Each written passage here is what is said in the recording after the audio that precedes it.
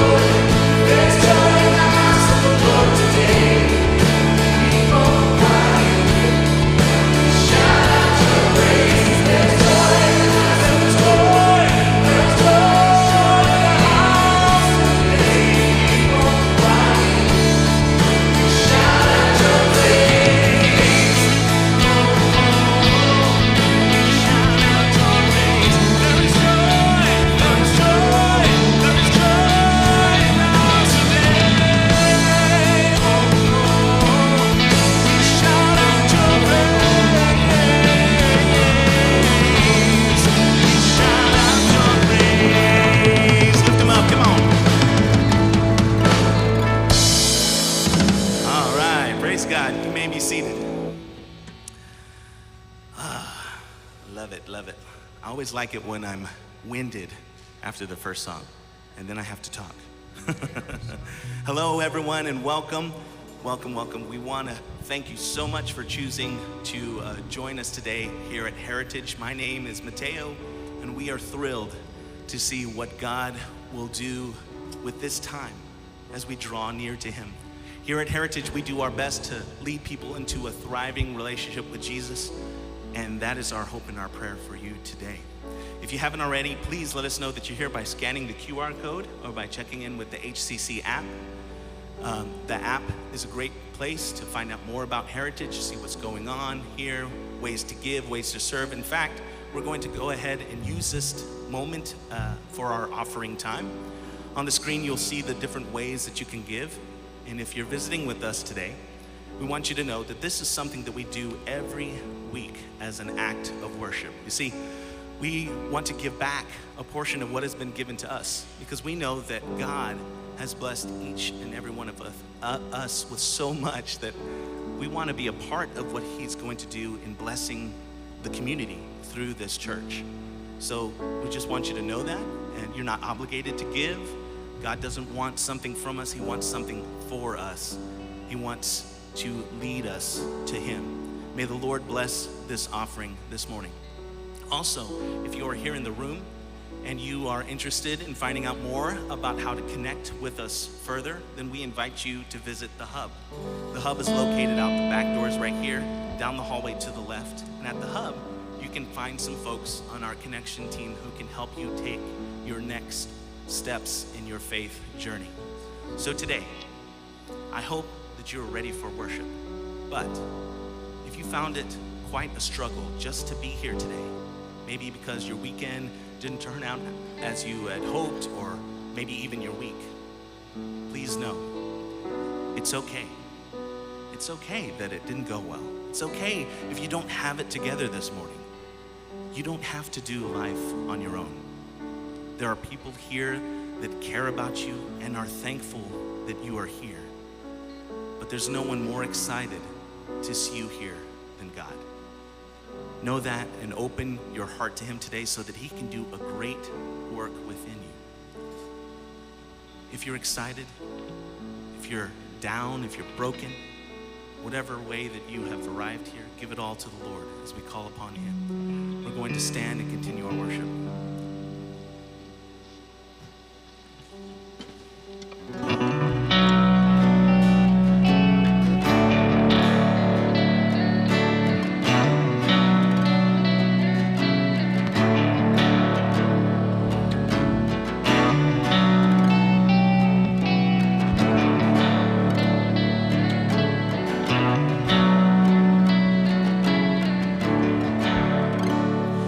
All these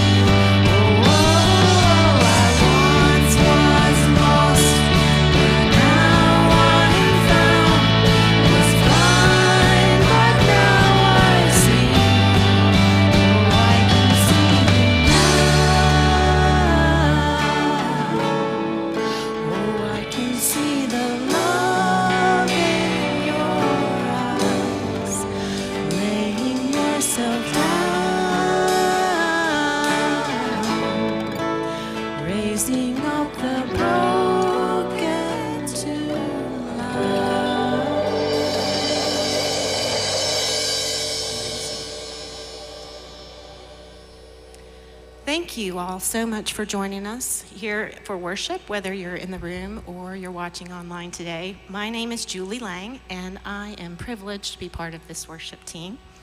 I'd like to take just a couple of minutes and share a personal story to set the stage for this next song. So a few years ago, our little Ava had to have her tonsils and adenoids taken out. And so we, of course, tried to prepare for what to expect and let her know that we were going to the hospital and she'd be, wearing a gown and different things were going to happen, and that she would go to sleep and the doctors would try to fix her problems with her ears so that she wouldn't get so many ear infections, and that we would be there with her the whole time. So she was about to go back, and I remembered I wanted to catch, she said hospital, really, really cute. So I took out my phone and I said, "Hey, Ava, where are you?" So it's a short video. Let's watch it. Ava Grace, where are you? Do you know where you are? With you. You are with me. Do you know where we are? In the grass. In the grass. Are we at the hospital? Yeah. Yeah. Can you say hospital? Hospital. Hospital. Are you gonna go 99 in a minute? Yeah. Yeah. I love you. Oh.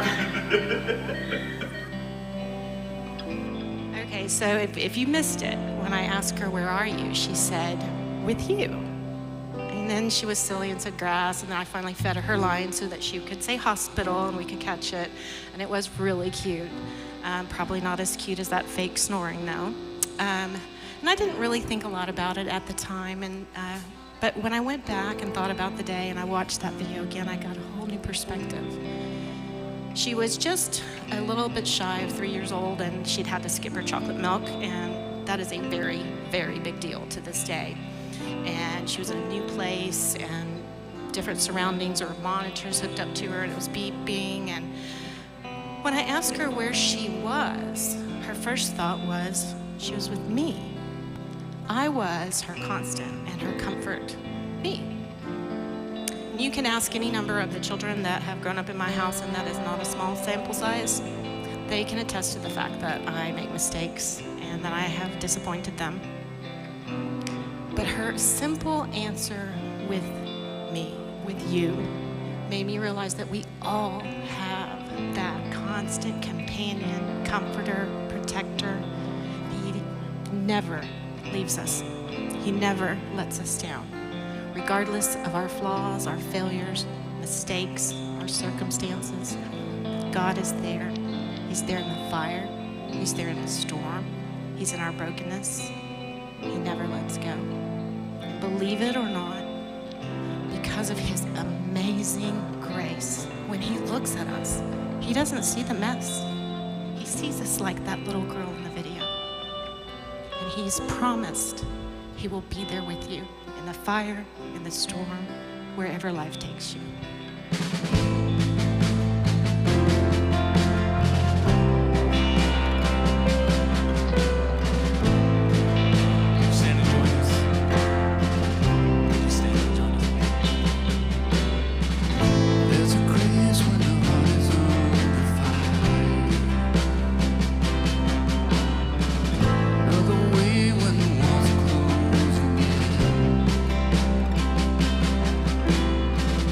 When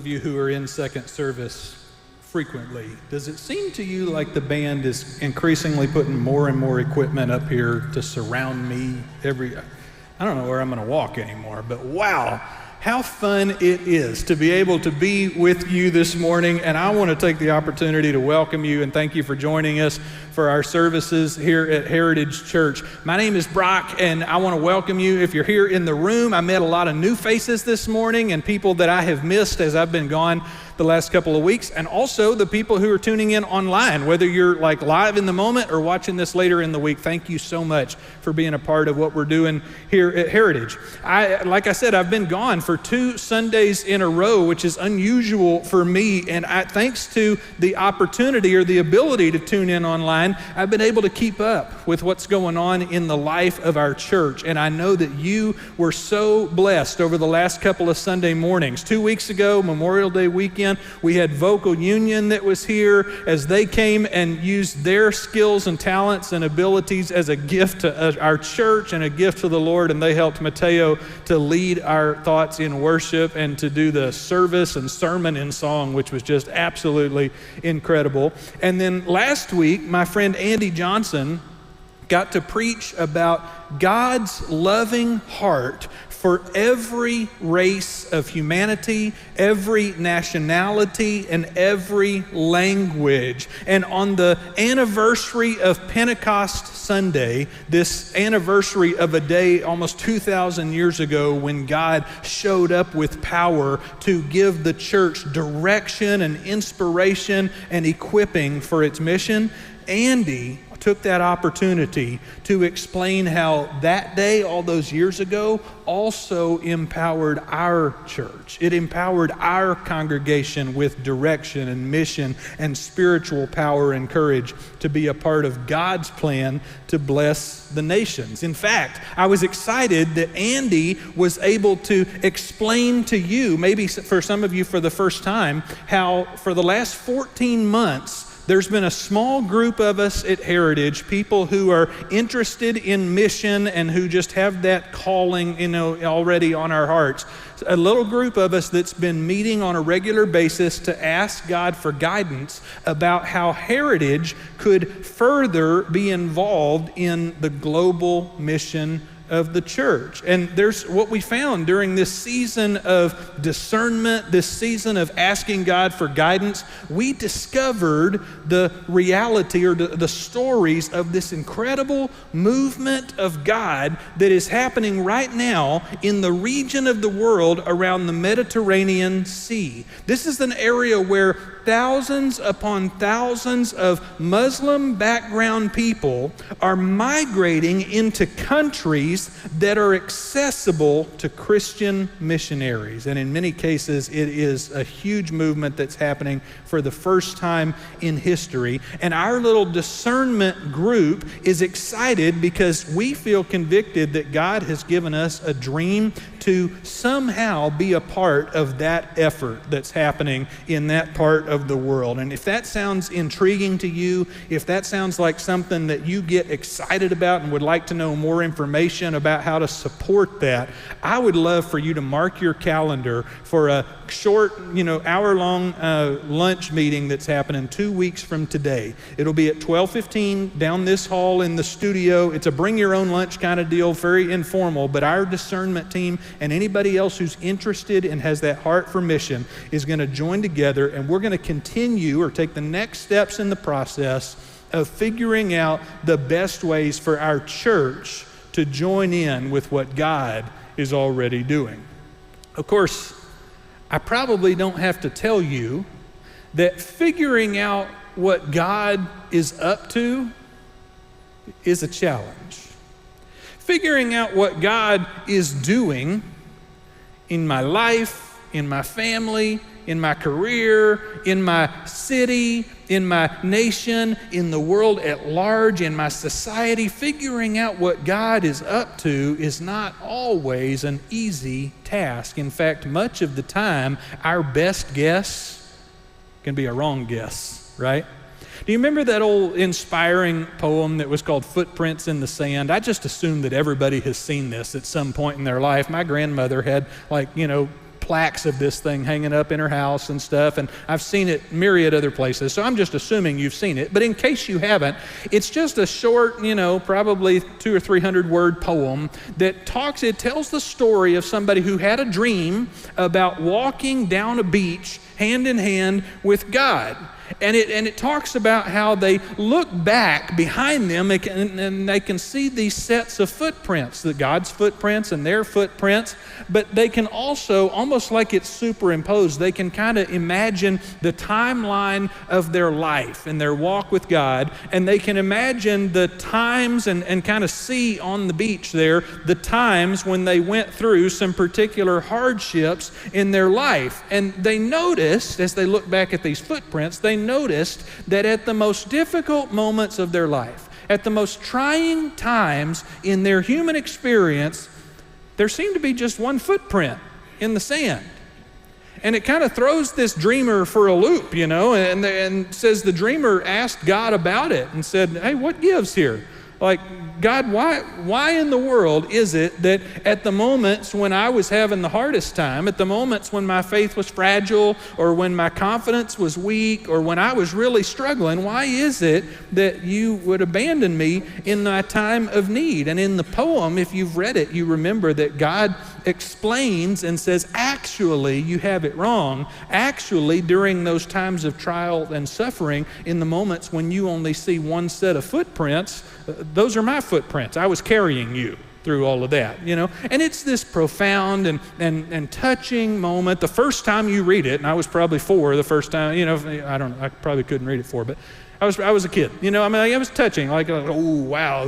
But the reason that this poem is so poignant, and the reason that this poem is so relatable, is because the dreamer came to the same incorrect conclusion that most of us would as well. The dreamer misinterpreted God's involvement in their life and assumed that during those trying moments, assumed that during those challenging moments, during those pivotal moments, that they were all by themselves. It seemed obvious to the dreamer what God had done, that God had up and gone away, It seemed obvious what God was up to, but the reality was just the opposite. Sometimes it's hard to tell what God is up to in our world and in our life. Now, hopefully, you've had some experiences that were just the opposite. I'm wondering if you've ever had any of those experiences in your life where you could sense God's power and you could feel God's peace and you knew God's presence, and it was just so clear to you that you were awestruck and you were amazed. I hope that you've had some experiences in your life where God's presence was unmistakable to you. Maybe for you, it's happened in moments when you had an incredible encounter with nature. 2 weeks ago, my family was able to go on a vacation that we've been dreaming of for a long time. We were on the Kenai Peninsula in Alaska, and we saw so many incredible, amazing sights and animals and glaciers and all of that kind of thing. But there was this one afternoon sitting by the water's edge, and we were watching sea lions play out in the water, and I caught this picture of my wife and kids. And in that moment, against that backdrop, against that scenery,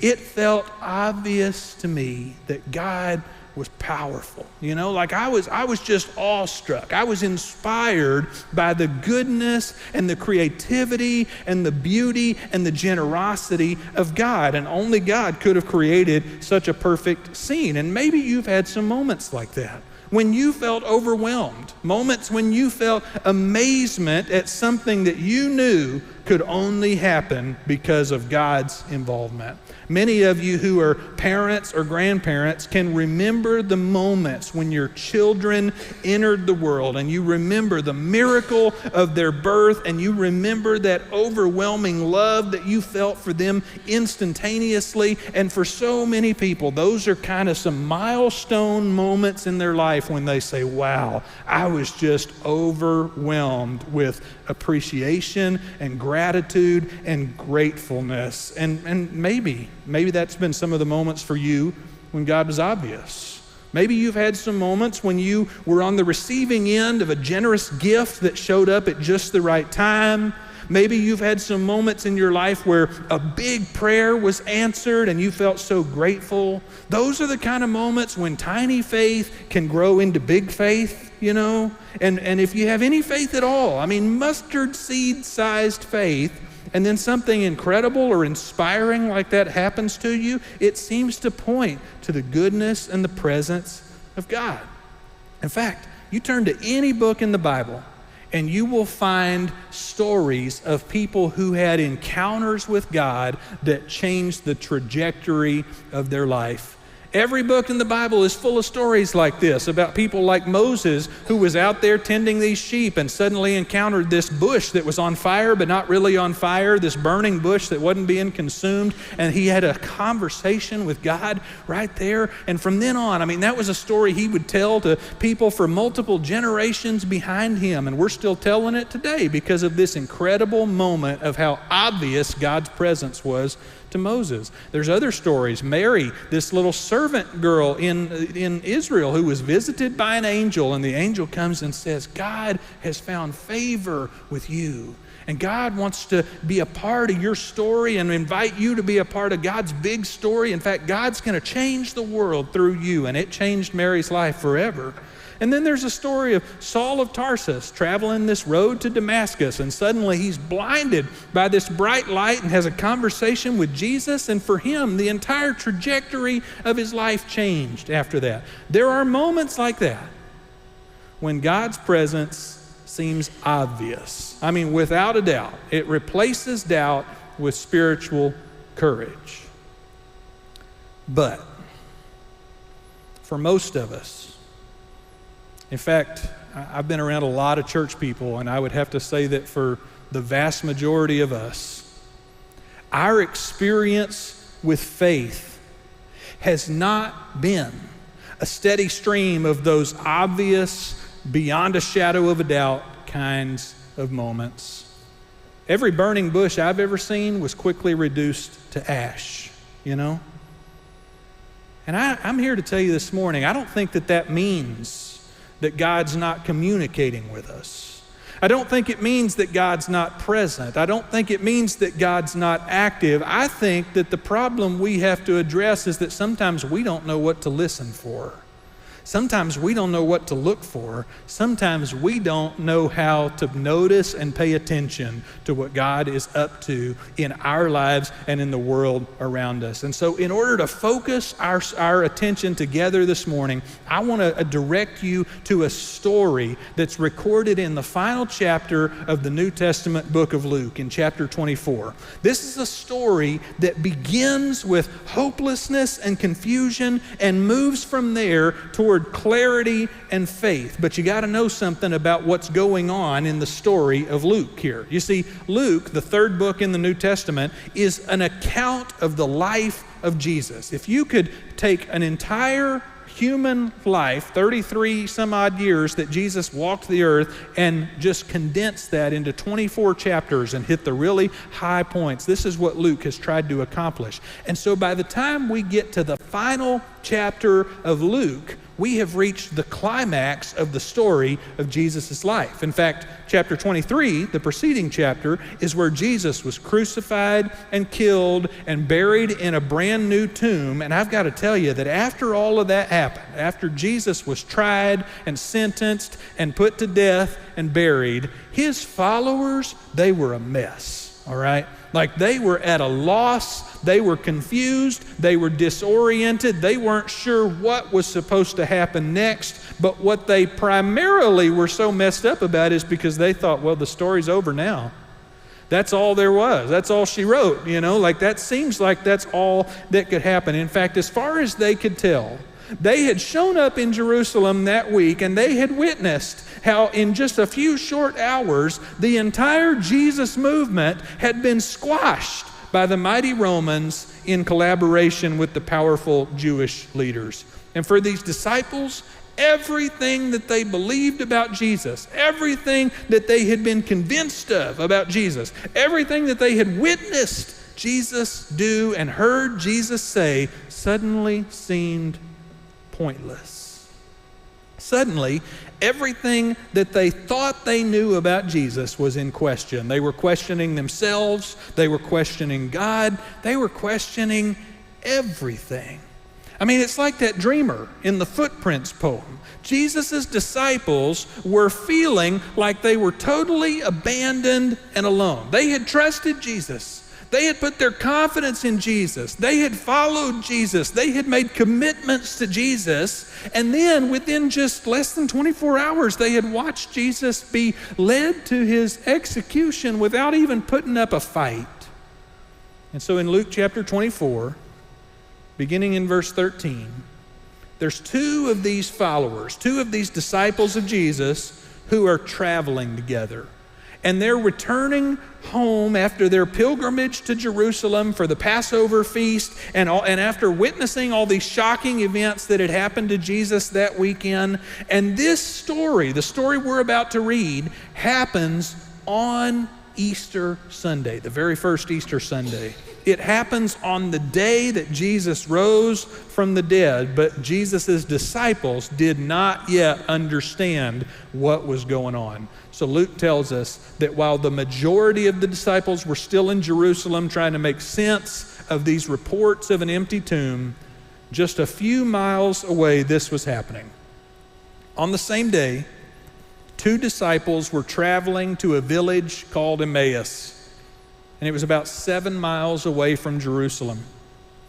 And these two disciples were talking to each other about everything that had happened. And while they were discussing these things, Jesus himself arrived and joined them on the journey. But listen to verse 16. Verse 16 says, they were prevented from recognizing him. Jesus shows up, walking with them, traveling with them, but they don't know who it is.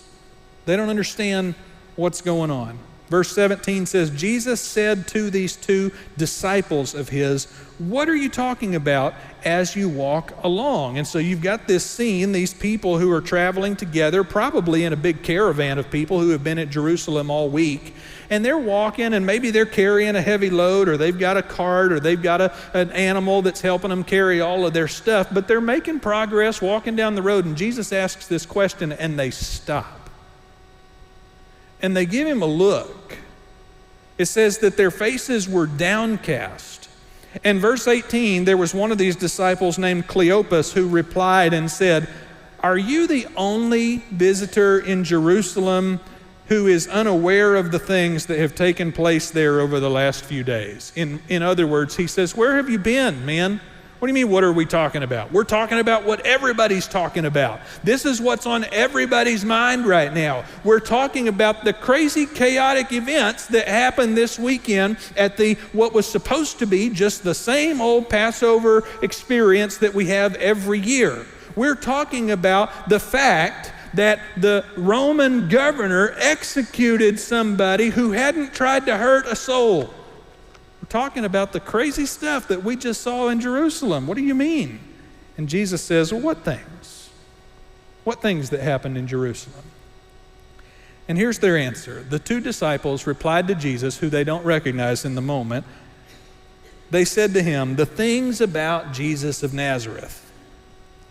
Because of his powerful deeds and words, he was recognized by God and by all the people as a prophet. Now they're talking about their personal witness experience, eyewitness experiences with Jesus.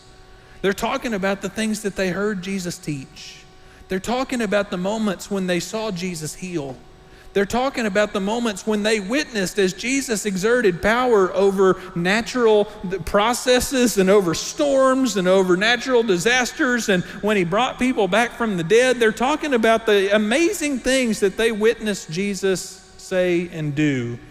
He said, because of his powerful deeds and words, which we saw, he was recognized by God and all the people as a prophet. And they're remembering that just a week ago, when Jesus made his entrance into Jerusalem, there were thousands of people who were laying out their jackets, laying out their coats on the ground, ruining their clothes so that Jesus could have the honor of walking in on this carpet of their coats and palm branches while he was riding on the back of a donkey. And these people were making a spectacle, drawing all kinds of attention to Jesus, saying, Hosanna, Hosanna, glory to him. I mean, everybody was convinced. But then these two disciples said, but our chief priests and our leaders handed him over to be sentenced to death, and they crucified him. We had hoped, don't miss this verse, we had hoped that he was the one. We had hoped that he was the one who would redeem Israel. We had hoped that this was going to be the moment we've all been waiting for. But all these things, this trial, this crucifixion, this execution, this all happened 3 days ago. And verse 22 says, but then there's more to the story. Some women from our group have left us stunned because they went to the tomb early this morning and they didn't find his body. And they came to us saying that they had even seen a vision of angels who told them that Jesus is alive. Some of those who were with us went to the tomb and found things just as the women said, but they didn't see Jesus. So they're giving you an insight into why their faces are downcast. They're giving you an insight into their sense of hopelessness, into why they're feeling so discouraged, because they had so much hope invested in what Jesus was about to accomplish when he walked into Jerusalem, and in just the blink of an eye, it seemed like the whole movement had been extinguished. And so they're discouraged. And they're disoriented. And like all of Jesus' other disciples, they didn't know what was next. But I want you to watch what Jesus says to them. To these two disciples who have gotten so discombobulated because of what's happened over the last 3 days, Jesus said to them, you foolish people, your dull minds keep you from believing all that the prophets talked about. Wasn't it necessary for the Christ to suffer these things and then enter into his glory?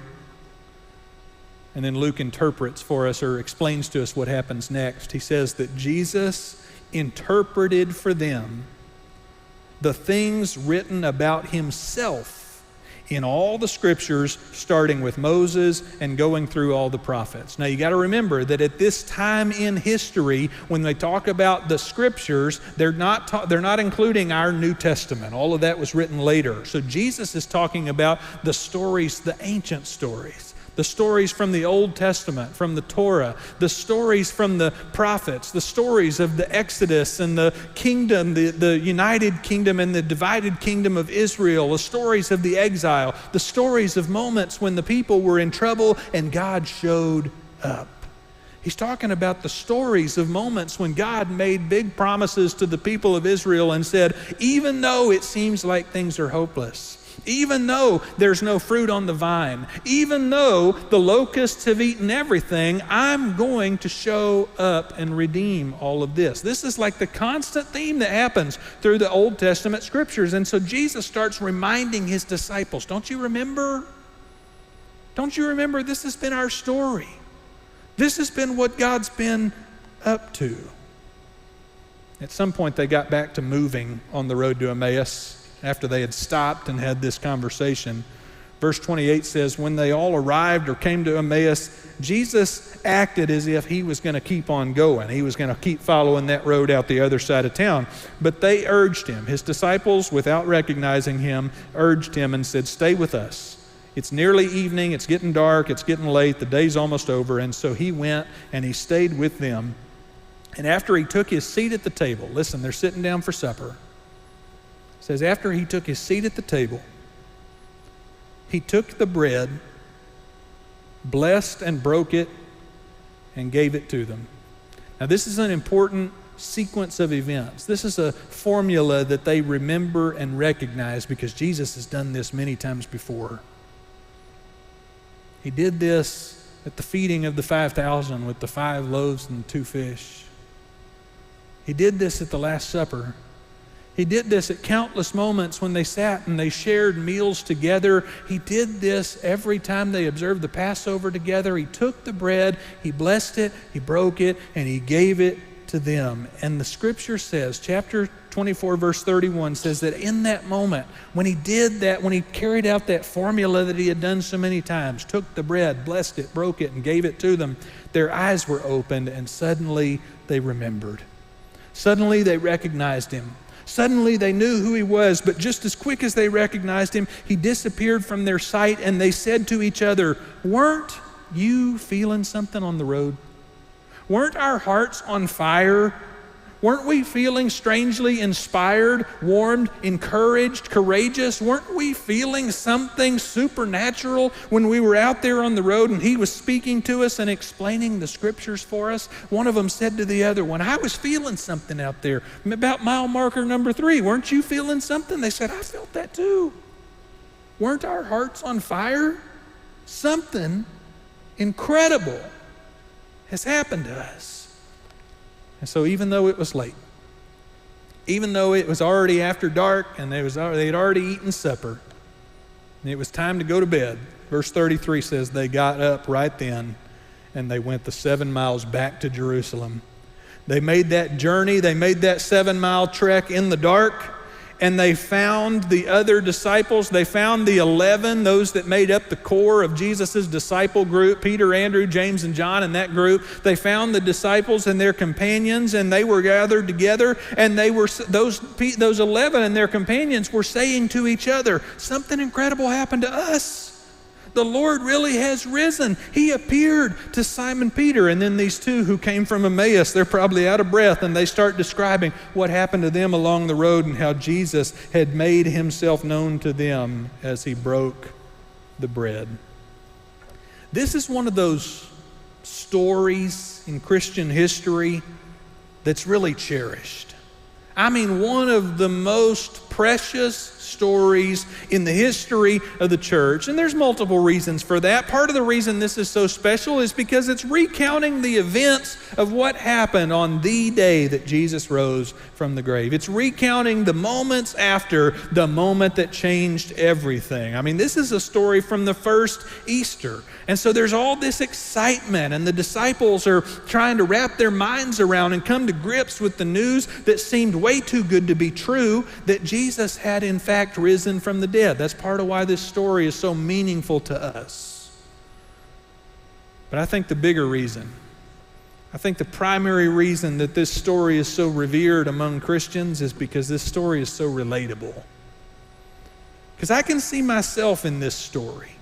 Maybe not the specific details, the particulars of this story. These two disciples are walking the road to Emmaus, and they're disappointed because they thought that weekend was going to be Revolution Weekend. They thought that Jesus was going to come in and just start taking names, and that he was going to liberate Israel from their Roman occupation, and that didn't happen. In the particulars of this story, these two disciples and all of their colleagues had put their faith in a plan that they thought they understood, that Jesus was going to defeat their pagan occupiers and restore national Israel to independence and prominence again. In the particulars of this story, that doesn't relate to our lives. But in the sorrow that they felt, in the disappointment with God's inaction that they felt, in the frustration and the loneliness and the disorientation that they felt, I can see myself. In fact, I think those feelings are universal, because every believer, everybody who has ever put confidence in God has experienced disappointment with God at times when God didn't intervene the way we thought God should intervene. Everybody who has ever had a relationship with God has had moments when they feel like God let them walk alone. Everybody.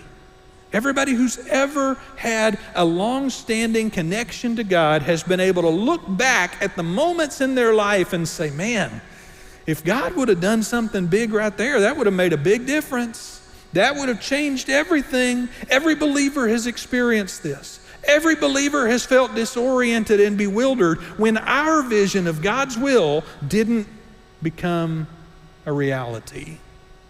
Here's these two disciples on the road to Emmaus, and they're traveling with broken hearts because they were convinced that all of their hope and all of their commitment and all their investment and all of their expectation about Jesus had been for nothing. And they're reeling. Their faith is reeling. And they don't know what to believe anymore. They don't know what's true. They don't know what they can count on. These latest developments in their unfolding faith story had left them wondering, what's real? Has all of this just been wishful thinking? Am I crazy for investing my heart and my mind and my life in this movement? And I think almost every believer can relate to that feeling. I think virtually every believer can acknowledge that sometimes faith feels that way. Sometimes on this journey of faith, we wonder, is this real?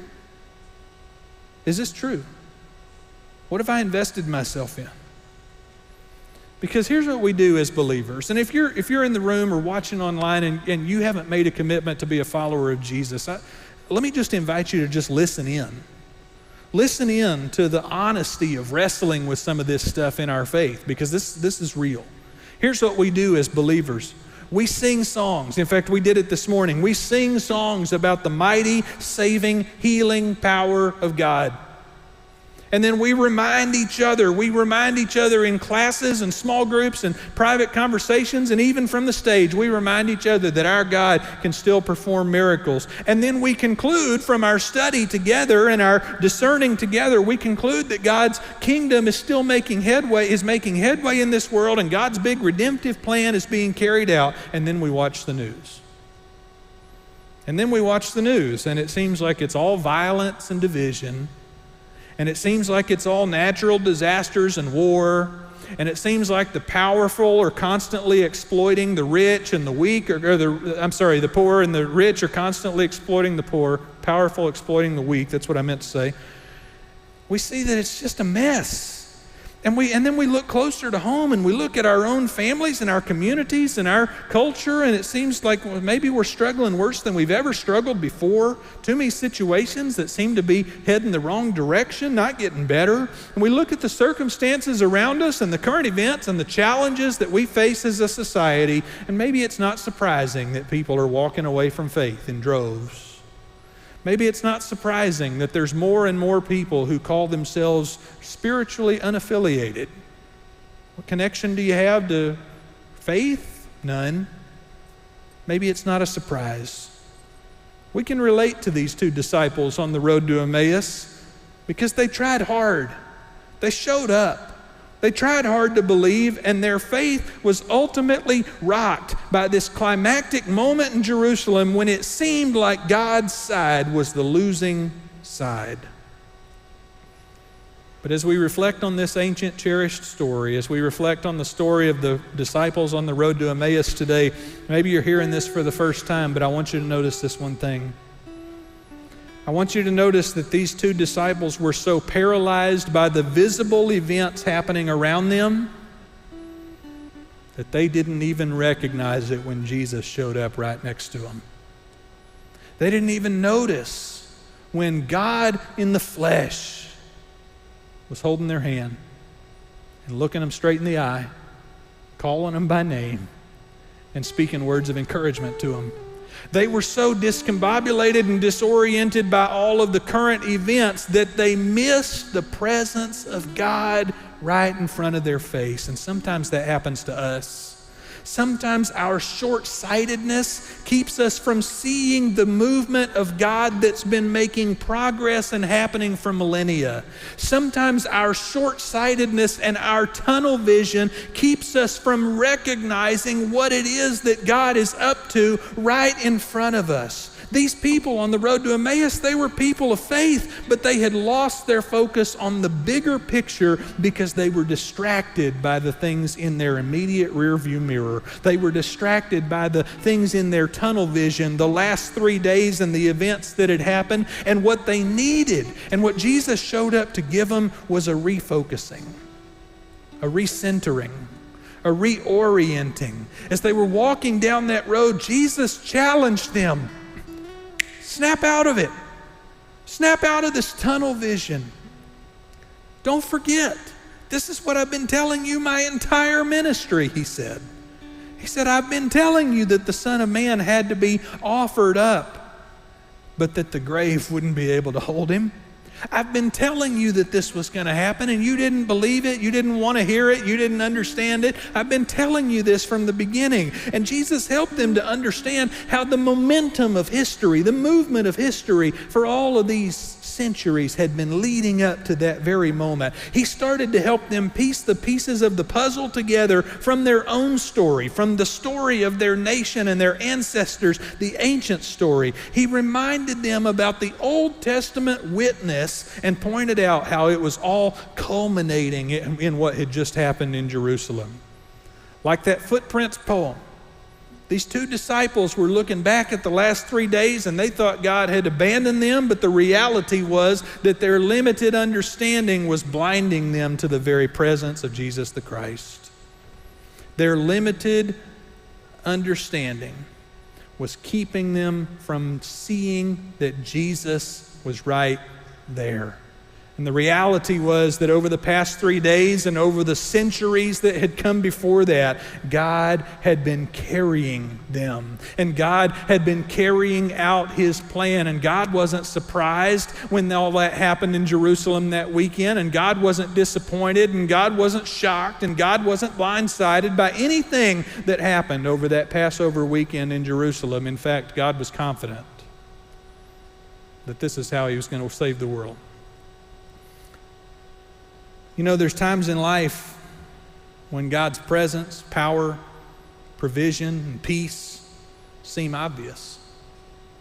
There's times when you're standing in front of a beautiful vista, when you're holding that newborn baby, when you're expressing gratitude for good news, when you're just at peace. There's times when in this life it seems like God's presence is obvious, and praise God for moments like that allow you to just bask in God's goodness and let your faith just naturally continue to expand because of how incredible those moments feel. But there are moments in life when it's harder to distinguish, harder to discern what God is up to around us. There are moments in life when it seems like maybe there's only one set of footprints being laid down right now, and it might be just mine. There are moments in life when we can't tell what God's doing, when all goes quiet.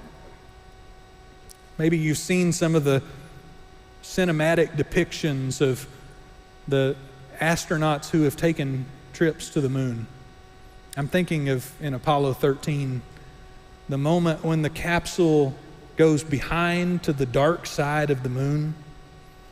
And for a number of minutes, there's no radio communication, and there's no light. There's no contact with anybody else except just who's in that capsule. And it lasts until the capsule orbits around to the side of the moon where it can have a linear, connection to the earth again. And I think about what it must be like in those moments as those astronauts are in the quiet and in the dark. But their expectation, based on all of their history and all of their preparation and all of the connections that they've already experienced, their expectation is that there's going to come a day when they connect again. Their expectation is that the physics of all of their orbital plans are going to continue to work as they expected. They're expecting that when they come around and see that moon rise again, that eventually they're going to be able to make radio contact, and they have a confidence in their equipment, and they have confidence in the people who are at home working to support them in mission control. And so they wait through those moments of quiet and darkness and wondering, and they wait knowing that doesn't mean they're all alone. And it doesn't mean that nobody cares. It doesn't mean that nobody's there. It just means they have to remember the relationship. They have to remember the plan. They have to remember everything that's already happened to get them to this point, and remember that this was part of everything that's been planned already. And so in those moments in our lives when it feels like God is distant, in those moments in our lives when we aren't sure what God's up to, when it's hard to discern God's activity, the more familiar we have become with God in those obvious times, the more prepared we'll be for the moments when we're not sure what's next. And we have this opportunity. We have this privilege. We have a responsibility to each other to help one another prepare for those days.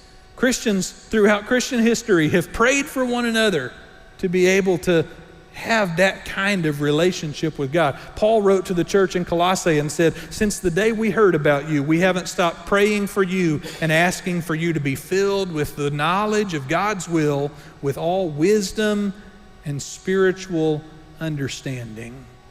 Paul was telling these Christians, I'm praying for you because I don't want you to be blindsided when the hard days come.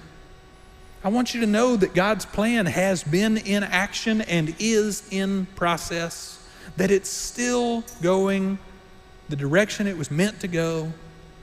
I don't want you to be blindsided when you're in the dark.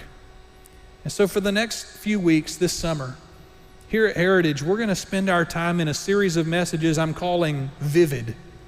Because the hope is that we're going to talk about some practices, some strategies, some opportunities that we could enact together that would allow us to see God's will and God's plan and God's presence and God's power more clearly. I hope that at the end of this series of messages, you'll have some ideas that you've already started to implement in your own spiritual life that have allowed you to start becoming more familiar with God's goodness. Because I don't have to tell you, there's dark days. There's a lot of dark days right now. And some of those are dark days that we're all seeing on the news and things that are happening on an international level and stuff that we all know about. And some of the dark days are things that only you know about, that you haven't told anybody else about. Some of the dark days are just your dark days. But I want you to be able to see God clearly. We want each other to be able to see God clearly so that we're not caught by surprise. And this morning as we wrap up, we're going to wrap up following the same pattern that Jesus followed for these two disciples on the road to Emmaus. You see, at the moment when they were feeling most disoriented, most lost, most confused, Jesus showed up and he reminded them of their story, reminded them of what he had said before. But it wasn't until he took the bread, blessed it, and broke it, and gave it to them that it clicked. And so this morning we're going to take that meal together. We call it the Lord's Supper or the communion. If you're here in the room, we have some little kits with the bread and the juice in it. And if you didn't grab one on your way in, all you got to do is just raise your hand and we've got some ushers that'll bring you one. It's just a little piece of bread, a little cup of juice.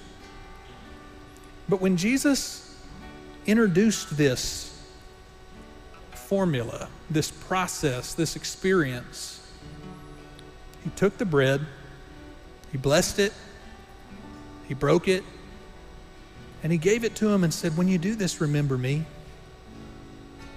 When you eat this bread, remember me. When you drink this wine, remember me. And when you do it, remember that there's nothing that can separate you from God's love. Remember that God doesn't ever leave his children or forget his children. Remember that God's not surprised by anything or blindsided by anything that happens in this world. Remember that God's got the whole world in his hands. When you take this bread and you drink this juice, remember me, Jesus said. And remember the extent of my love for you. So I'm going to pray for you. And we're going to remember Jesus together through the eating of this bread and the drinking of this juice. And we're going to continue with our worship for just another minute. And we're going to let Jesus remind us. Father, thank you so much. Thank you for the cherished story, this moment in the history of the church when these two people who were so committed and so hopeful got overwhelmed and overcome by the temporal, circumstantial, overwhelming moment that they had witnessed in Jerusalem, and they lost sight of the plan. They lost sight of your momentum. They lost sight of your ability. And you showed up and you gently reminded them. And you reminded them the same way you create an opportunity for us to remember every week, through bread and wine. Father, I thank you for creating a moment for those two disciples to be reminded that there's nothing more powerful than you. I pray, Father, that this could be a moment like that for us. Even here, sitting in these rows on just a normal Sunday, that could be one of these moments for us, God, when we remember that there's nothing that can separate us from your love. We pray in Jesus' name. And amen.